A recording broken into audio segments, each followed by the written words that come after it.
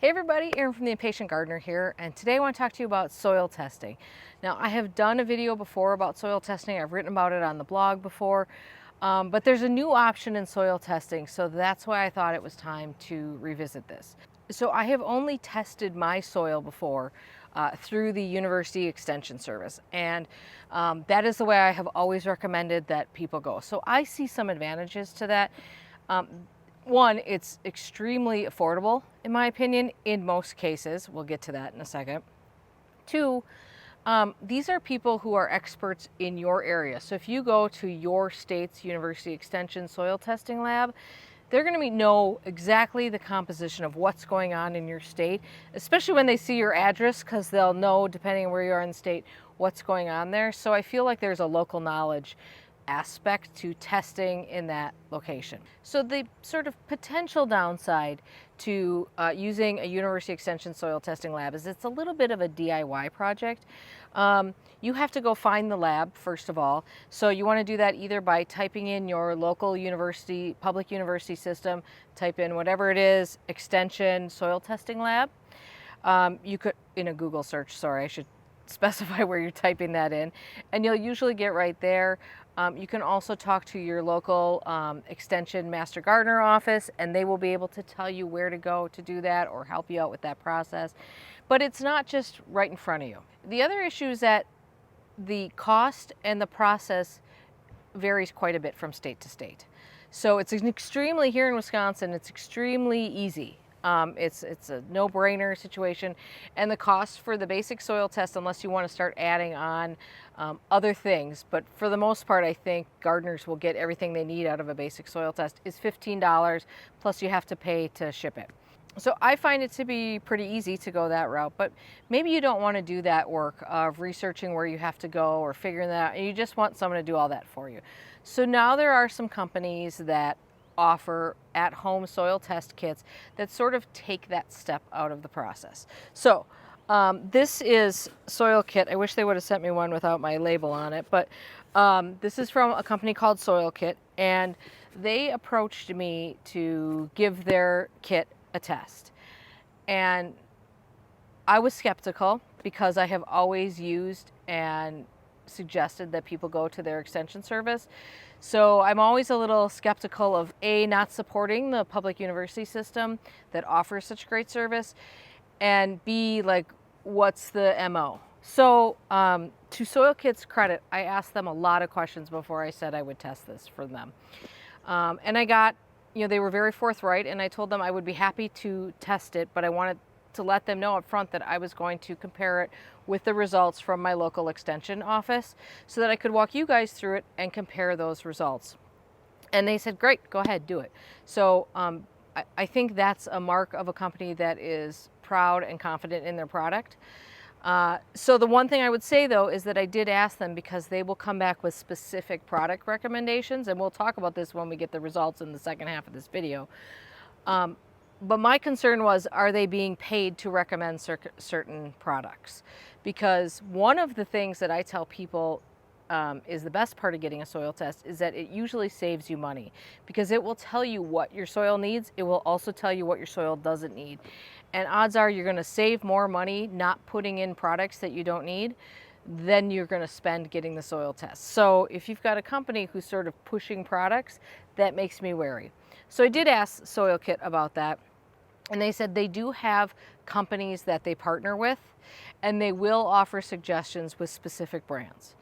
So what partner with means, I don't know, but they were forthright about telling me that. So we'll see when we get the results where that all ends up, but I wanted to let you know that that's sort of their thing. Now, when you get the results from a university extension soil test back, they're not going to give you any brand names. They're just going to tell you general elements that your soil can use. So maybe it's easier for people to be told, buy this product and put it in your soil, than it is to figure out, okay, it says that my soil needs is low on nitrogen, so what do I put in the ground? Soil Kit costs $30 for the basic one, or $40 if you get the one, which is the one that they sent me, which has this trowel in it.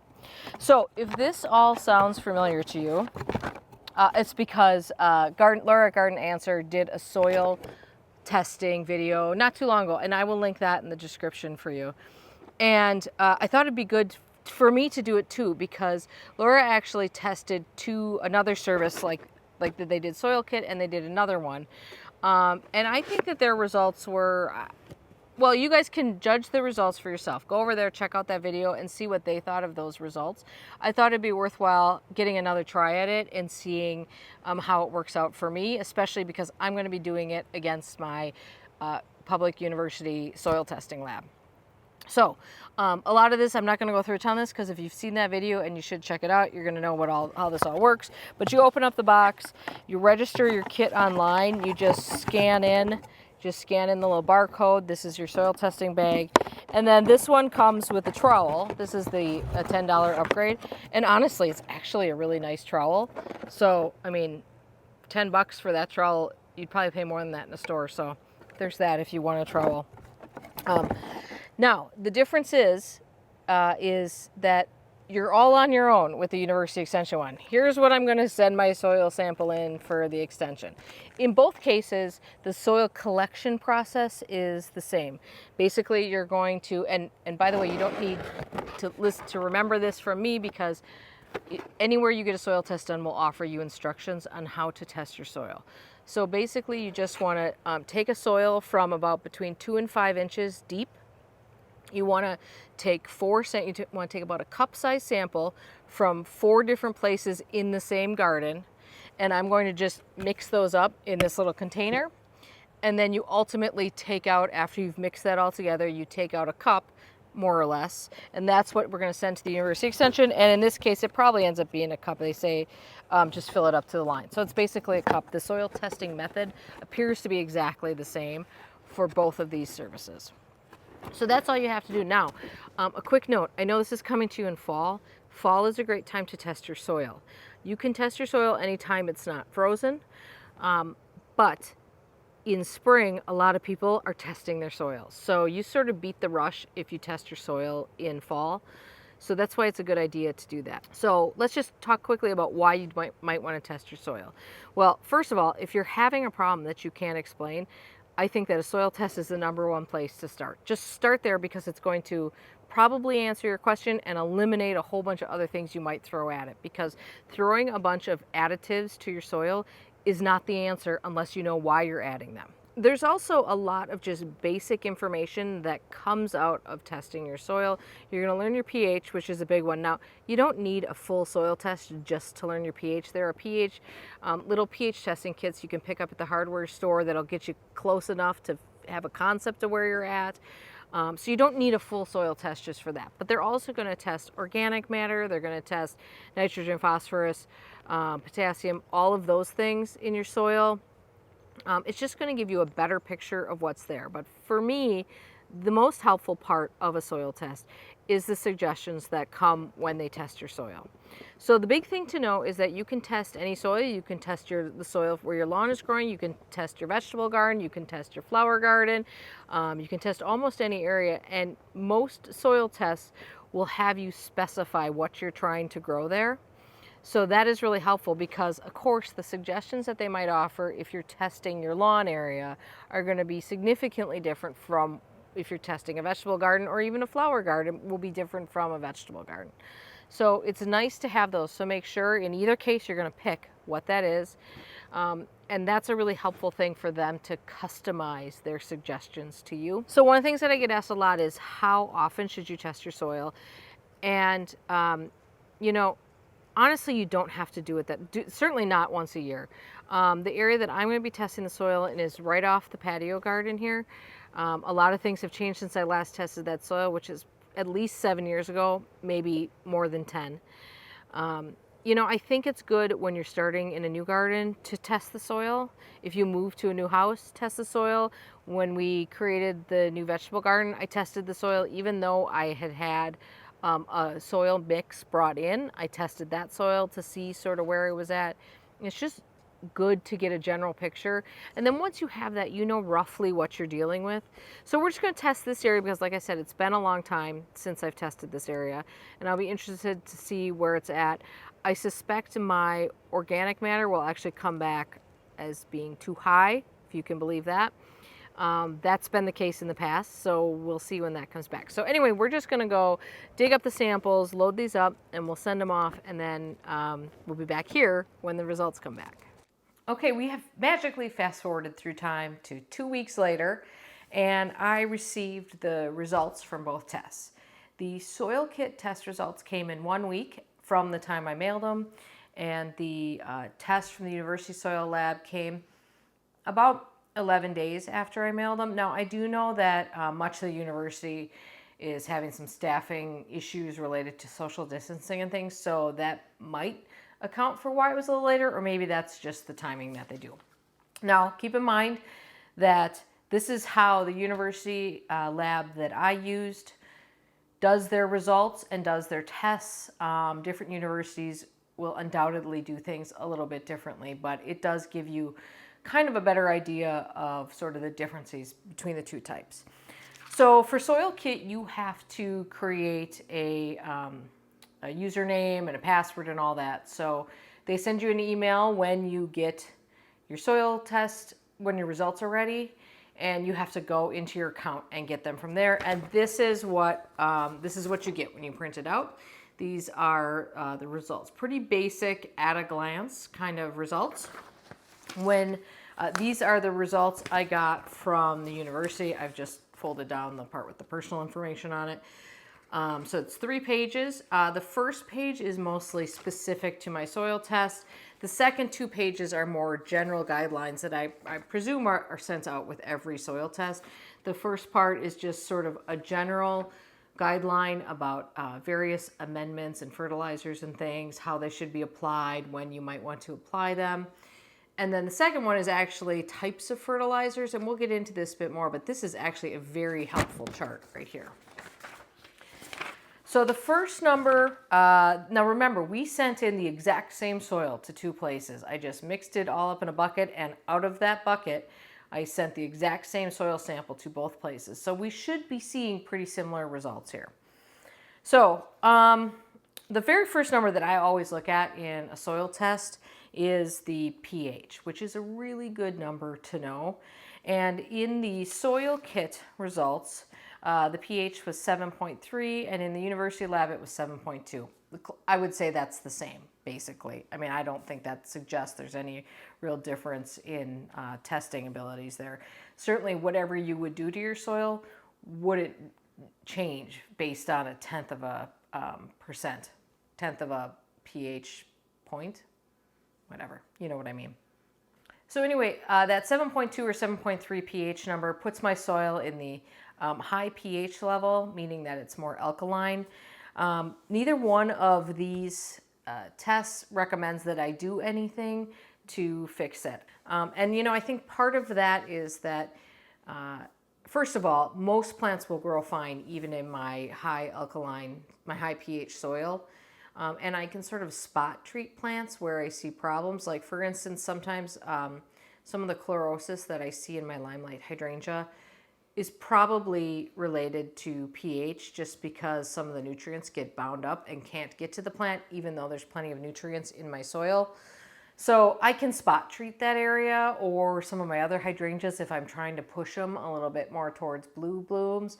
I can spot treat those areas rather than applying something that would acidify the soil to the entire garden. The next number that I just want to address briefly is nitrogen. Neither one of these tests will give you a nitrogen number that's in your soil, but both address adding nitrogen to your soil. So just briefly, the thing with nitrogen is that the level of nitrogen is constantly changing in the soil. So trying to get a nitrogen level out of soil in a test is like a snapshot in time. It doesn't really tell you anything because nitrogen is constantly being renewed and constantly being used. So basically, almost every soil test will show that your soil is low in nitrogen, which I think is why soil tests sort of stopped even measuring nitrogen, because it just there's no point to it because you don't really know. But because nitrogen is constantly being used by plants, it constantly needs replenishing. So I think I'm going to run through just as we move on here, I'm going to run through the numbers first, and then I will go to how the recommendations differ from each soil test. The next number to talk about is phosphorus. So interestingly enough, the actual numbers, which are represented as parts per million, appear to be quite different in each test, but the concept is the same. And when you think that it's parts per million, the difference probably isn't that many. So, for phosphorus in the soil kit test, that number was 198, which is considered very high on their scale. And phosphorus in the university soil lab was 75, which is also considered very high. So in either case, I have very high phosphorus. There will be no recommendations to change anything, to add any phosphorus to the soil, obviously. The next number is potassium. So on soil kit, they're saying that's 248 parts per million. And on the university soil lab, they say it's actually 74, which is a bigger difference. And in the soil kit test, they say that 248 is average. And on the university lab, they say that the number that they're coming up with, which is 74, is actually low. So in both cases, they're recommending that I add phosphorus to the soil. And then there are two numbers in the soil kit test that are not in the university test, and one number in the university test that is not in the soil kit test. So the two numbers that they also measure automatically in the soil kit test are magnesium and calcium. And I should have added those to the university test. I believe it's another $3 on top of so this test costs $15, plus obviously you have to pay your own shipping. And if I had added $3 on, I could have had magnesium and calcium done, and I just sort of blanked on doing that because normally I don't. Every time I've tested for magnesium and calcium, I'm actually certainly well above average. There's never a magnesium or calcium deficiency that I've ever found when I test my soil. So I just don't really test for it anymore. But I should have for the sake of this comparison. In any case, just out of curiosity, the magnesium in the soil kit test was 1,274, which is considered very high, and the calcium was 6,492, which is also considered very high. And then the number that's in the university test that is not in the soil kit test, which I really wish was there because I think it's a pretty important number, is organic matter. So the amount of organic matter in my soil in the university test is 7.3, which is, believe it or not, actually a touch high. Ideally, you're going for somewhere between 4 and 6, but I'm more than happy with that number. I have no concerns about that number whatsoever. If you start seeing your organic matter down in like the 2 or 3% range, that to me is a big sign that you really have to work on building your soil and adding organic matter to your soil. Okay, so let's move on to the recommendations from each. So the big difference in the recommendations here is that in the soil kit test, it's clear to me that they are gearing this towards home gardeners or homeowners, because you can also, of course, test lawn and things like that, who really understand that they should be testing their soil and they don't really want to do a deep dive into it. They just kind of want to send off a soil sample and then be told what to do to improve their soil. They don't necessarily care about the why as much. Whereas the university soil lab, keep in mind, in addition to testing things like home gardeners samples like mine, they're also testing agricultural samples. I'm sure that's the majority of what they do. So it's important to have the why and the understanding that goes into these numbers for the kinds of test results that they're producing. And of course, you get that whether you're a home gardener or you're a farmer. So there's sort of a difference in the format that you receive, and you might prefer one over the other. Okay, so nitrogen, let's talk about that first, because like I said, every soil test will show that you need to add nitrogen. So in the case of the soil kit test, they are recommending that I apply 10.2 pounds. Now, when I sent my sample in, you have to specify what the area is. And so I just took a rough guess at what this section of the garden where I took these samples from, how big that is. So I've guessed that at 400 square feet. So for that area, they are recommending that I add 10.2 pounds of Espoma organic food all season for lawns and organic gardening. On the University Soil Lab test, they are suggesting that I add, now I have to do some math on here because they're saying per 100 square feet of bed. Well, it's 400 square feet, so I'm just multiplying by 4, but they didn't do that math for me. So just so you know, like I said, it's a deeper dive, right? So they're basically saying I should be applying 2 pounds of a high nitrogen fertilizer to this area. But it goes on and it says, then I should repeat that application 2 more times within 4 to 6 weeks. So to me, I add that up and that's 3 times 2, 6 pounds. So there is a difference. However, I think that difference can be explained by the fact that the soil kit test is recommending the Espoma, which is a 900, low, that 9 refers to the amount of nitrogen in it. Whereas when you go to the types of fertilizers chart that came with the university soil test, they're talking about when they recommend fertilizers. Now, they don't recommend specific brands, and remember we talked about that. They're just sort of telling you what some options are. So they're saying some nitrogen-only fertilizers that you can look for are urea, which is 4500, or ammonium sulfate, which is 3300. And those numbers are obviously quite a bit more. So that could explain you're getting more nitrogen per pound in a nitrogen fertilizer that's 4500 than you are in one that's 900. So that probably explains why the University Soil Lab's recommendations for how much nitrogen I should apply are lower. Okay, we've already talked about the phosphorus, which is that I should not add any. That's the one that's very high. So this is just a note here that high and very high phosphorus is not detrimental to plant growth, but may contribute to surface water pollution. And that's a big concern for me because I live near Lake Michigan. So obviously I don't want anything that would, cause a pollution problem in our water. So how it got that high, I don't exactly know, but I certainly won't add anything that could potentially become a problem.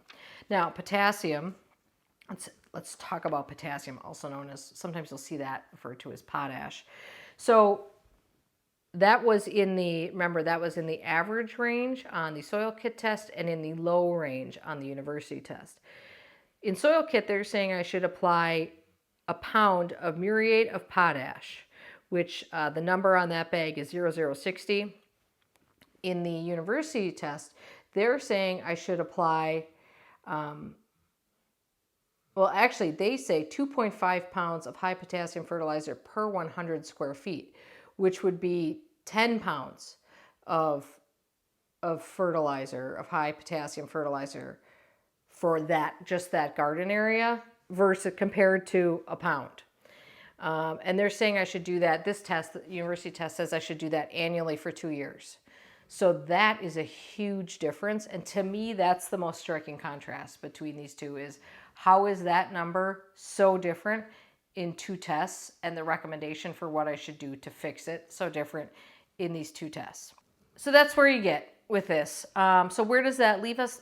Not one is not better than the other. I think it's just more about what you're looking for. If you are a geek like me who loves to dig into their soil and try to understand what's going on with their soil as part of the idea of growing better plants, then I would say you probably want to go for something that's going to have more information like the university test.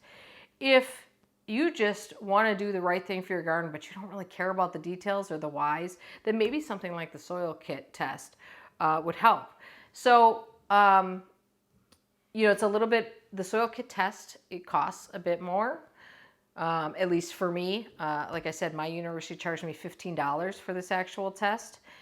But of course you get the convenience of the package all set up, the label on it, you just throw it in the mailbox and you're good to go. Here you have to, package it yourself, stick the postage on it, mail it, etc. So the differences there. In any case, I still think that testing your soil, I hammer on this point a lot. Testing your soil is a really good thing to do for your garden, even if you only do it just once, especially in the cases where you move into a new garden or you've got a problem going on in your garden, or if you just want to grow better plants. I think that understanding what's going on in your soil, because I'm constantly harboring on feed the soil, take care of your soil, and the rest manages itself, more or less. You know, I just think a soil test is a good way to know exactly what's going on, because you can't tell just by looking at it. So in any case, I would like to know here if you guys have had a soil test, or if you've thought about getting them and what's stopping you from getting one, and just kind of your thoughts on soil tests in general. One last thing I just want to say, in both cases, both the University Soil Lab and Soil Kit were right there to answer questions, or offered to answer questions immediately, so long as you get back to them quickly, because they don't hang on to your soil test for like more than a couple of weeks usually. So if you have questions and you want to explore some of these things you don't understand it, both of these places are standing by to help with that, which is a big deal. They want you to understand your soil as well and understand the results that you paid for. All right, let me know in the comments what you think. I hope you have a great day in your garden, and I will say maybe you should consider testing your soil this year. All right, have a great day.